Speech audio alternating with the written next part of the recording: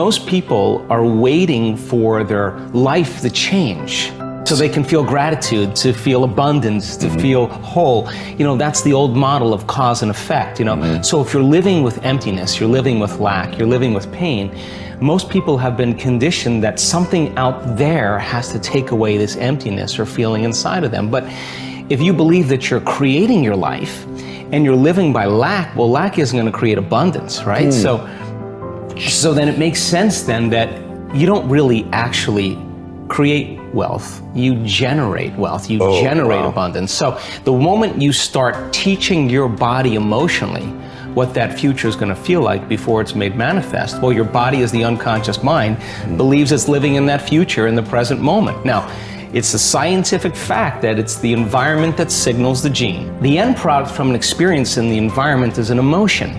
So when you begin to embrace an elevated emotion, you're beginning to signal the gene ahead of the environment. What's the importance of that? Well, genes make proteins, and proteins are responsible for the structure and the function of your body. And the expression of proteins is the expression of life. So by you creating an elevated emotion and teaching your body what that future will feel like before it's made manifest, your body's starting to live in that future reality in the present moment. Now here's the key. If you were able to become familiar with gratitude, become familiar with wholeness, become familiar with abundance, become familiar with freedom, and you're able to generate those chemicals every single day, more than likely you would be walking around feeling like your future has already happened, and you would no longer be looking for it to happen. You would already feel like it has happened. Now, what is the importance of that? Well, you're literally becoming somebody else. So you're leaving your lack, you're leaving your guilt, you're leaving your emptiness behind. Your personality, literally, Ed, is made up of how you think, how you act, and how you feel. And how you think, how you act, and how you feel is your personality, and your personality is intimately connected to your personal reality, your life. So then if you want to change your life, your personal reality, you got to change your personality. And here we go again. You got to start becoming conscious of your unconscious thoughts. You got to start noticing how you act, how you speak.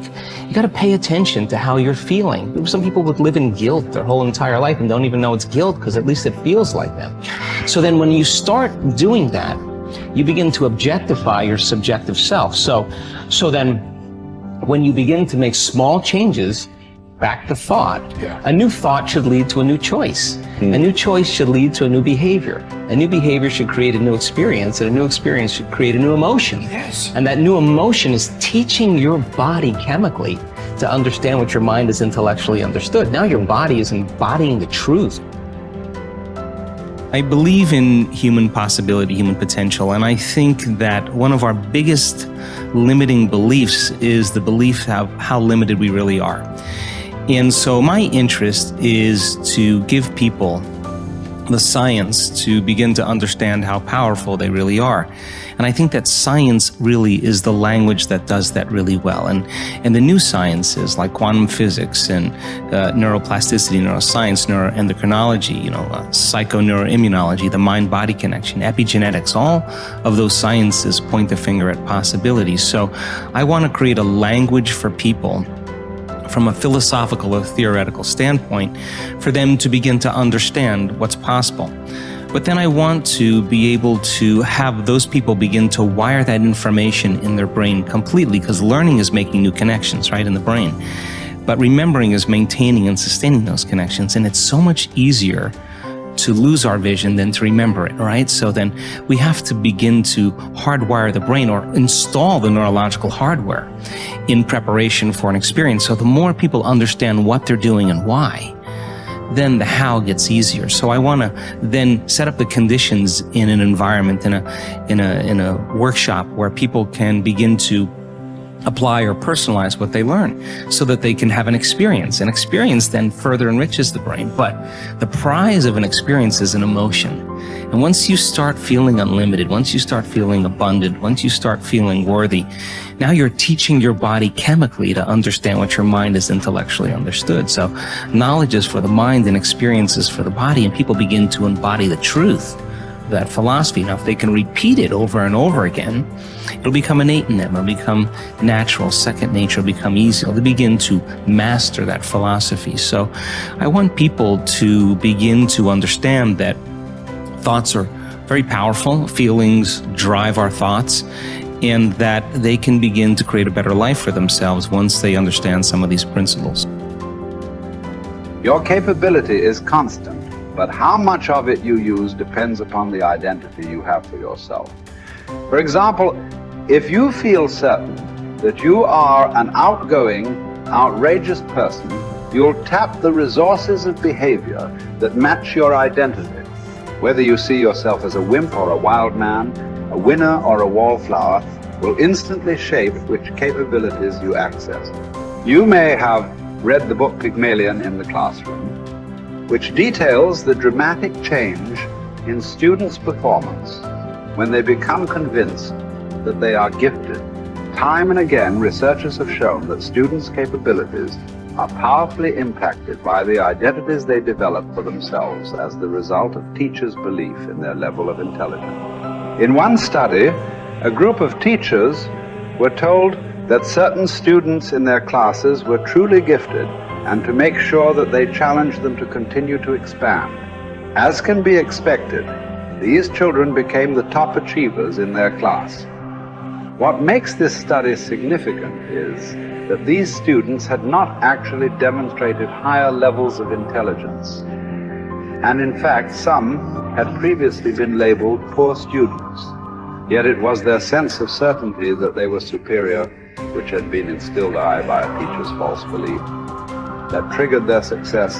The impact of this principle is not limited to students. The kind of person other people perceive you to be controls their responses to you. Often this has nothing to do with your true character. For example, if a person sees you as a crook, even if you're an honest person and do good things, this person will search for the sinister motive behind your acts. What's worse is that after making a positive change, we often allow others in our environment who have not changed their image of us to anchor our own emotions and beliefs back into our old behaviors and identities. We all need to remember that we have tremendous power to influence the identities of those we care about most. The best effect of fine persons is felt after we have left their presence. Ralph Waldo Emerson. We all will act consistently with our views of who we truly are, whether that view is accurate or not. The reason is that one of the strongest forces in the human organism is the need for consistency. Throughout our lives, we've been socialized to link massive pain to inconsistency and pleasure to being consistent. Think about it. What labels do we attach to people who say one thing and then do another, who claim to be one way and then behave another? We call them hypocritical, fickle, unstable, unreliable, wishy-washy, scatterbrained, flaky, untrustworthy. Would you like to have these labels attached to you? Would you even like to think of yourself in this way? The answer is obvious. A resounding no as a result whenever we take a stand, especially a public stand, and state what we believe, who we are, or what we're about. We experience intense pressure to remain consistent with that stand, regardless of what that inflexibility may cost us in the future.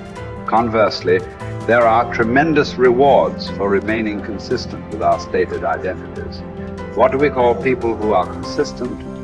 We use words like trustworthy, loyal, steady, solid, intelligent, stable, rational, true blue. How would you like to have people consistently use these labels to describe you?